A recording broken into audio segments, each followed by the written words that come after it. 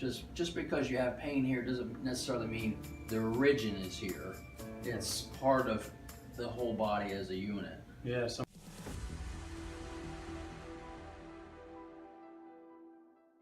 All right, here we are back in my office. It's a Friday, another gloomy day. Yes. I've got a special guest here today, one of the most premier dentists in the upstate here, Keith Strausbaugh. Thank you so much for coming in today. Thank you for having me.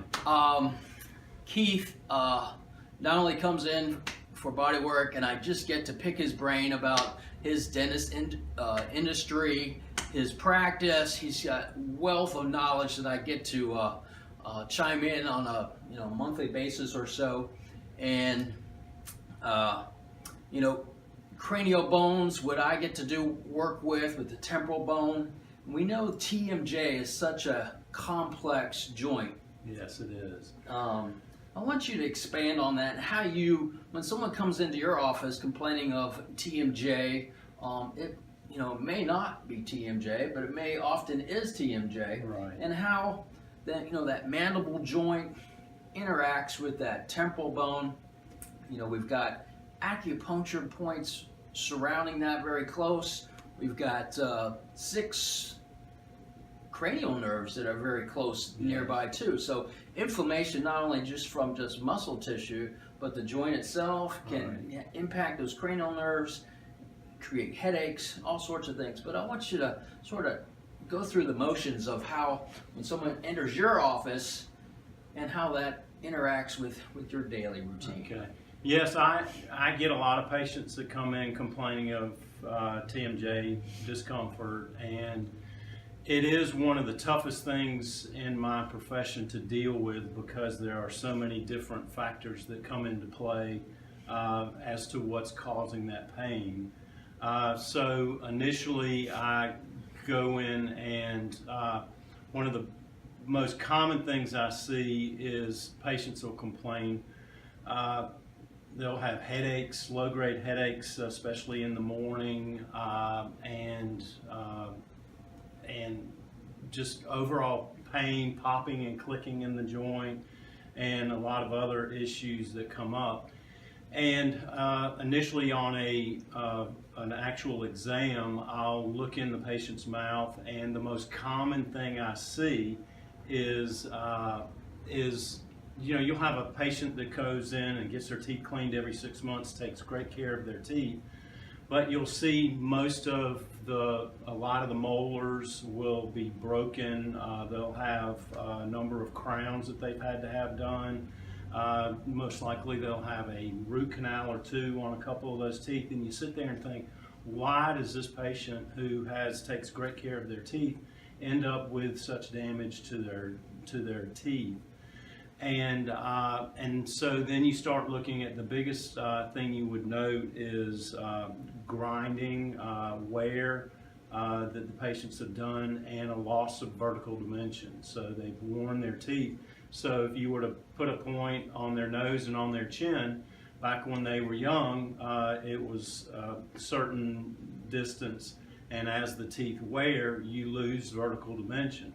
As you lose vertical dimension, it starts to put pressure up. The jaw joint is forced, the condyle is forced up and back, and that's generally what triggers the pain. And so that's one of the biggest things, is we look at vertical dimension and determining if somebody, because that's probably the most obvious reason for somebody to have TMJ problems.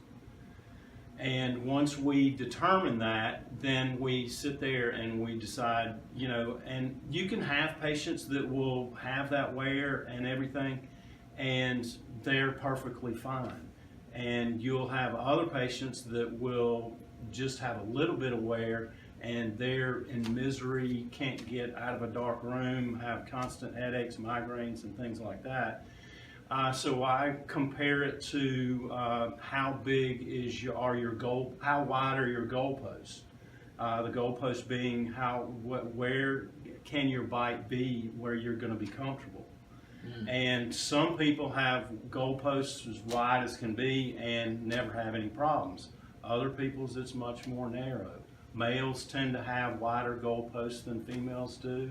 I'm not exactly sure why that is, but based on all the vertical dimension and the tooth wear and things like that, the way I go about treating it is determining, and we can go do measurements.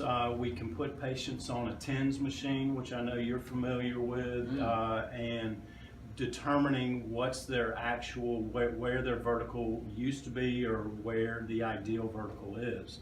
And it's not just a vertical issue, it's an anterior-posterior issue as well. So in most cases, patients want to be further open and the jaw a little bit anterior, which takes pressure off the joint.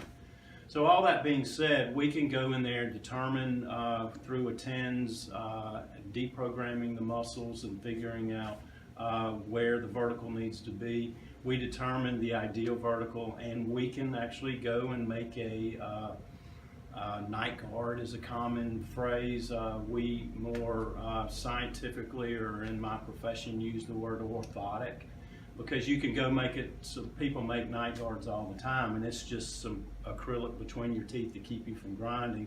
Orthotic and specifies that you're actually positioning the jaw in a better place. Right. So before you would put a piece in or an orthotic in, would you recommend that you see a soft tissue expert, a body worker, massage therapist, that sort of thing, to sort of relax some tissue to where you're getting some, maybe trigger points, other things, suture mobilizations, things to where the body will start to find a happy place, and then you can get that, that measurement done? I mean, and that's where from the 10 years or so that I've been seeing you, just as much as you've educated, you say I've educated you, it's been the same for me, and has helped me in my profession, because you're, as you always say, you can go and make adjustments. You can come and kind of manipulate me, or you go, or like you always say, a chiropractor. You go there and they'll manipulate you and adjust you. But if those muscles aren't ready to accept that adjustment, then it's not going to work. So what I do in finding, the more relaxed, like I mentioned, the TENS. And I've sent some patients to you before. And the more you can get them relaxed and helping me identify that ideal vertical and anterior-posterior position, the better result I'll get. So it sounds like you're saying is we all should have a plan. Just like taking care of our car, our TMJ needs to be under a constant maintenance plan, and that should be part of a dental procedure when someone comes in every quarter, every twice a year, once a year, but that should be sort of an ongoing maintenance protocol to where they should be seeing any deviations year after year. Is that correct? Is that what you're saying? And when I make these orthotics, it's very common that I'll make it, and for the first month or so, the patients will be very comfortable. They'll be just, happy as can be. Their symptoms are all, but then some point, month, 6 weeks down the road, all of a sudden the symptoms might start coming back. And as the whole system starts to heal, it may, in the orthotic, I've put them, that position is better than it was before, but maybe not the ideal. So a combination of what you do, helping those muscles to get more and more relaxed, and then I can make my adjustments in that orthotic and change that relationship. So and improve it as we go along. Sounds good. Another thing that we like to address, especially in our continuing education workshops with cranial structural bodywork, we address hip imbalances and leg length discrepancies. If there's a leg length discrepancy, we find that the TMJ is very hard to overcome. So it's part of the hand in hand. There's a whole dental sacral complex that's part of the iliums and how it goes up into the head, neck, and shoulders, and down into the mandible and the temporal joint. Touch base with us a little bit about how that is such a big component in working as a body as a whole, instead of just looking at TMJ only, that it branches out, doesn't it? It just goes out further than just here. Just because you have pain here doesn't necessarily mean the origin is here.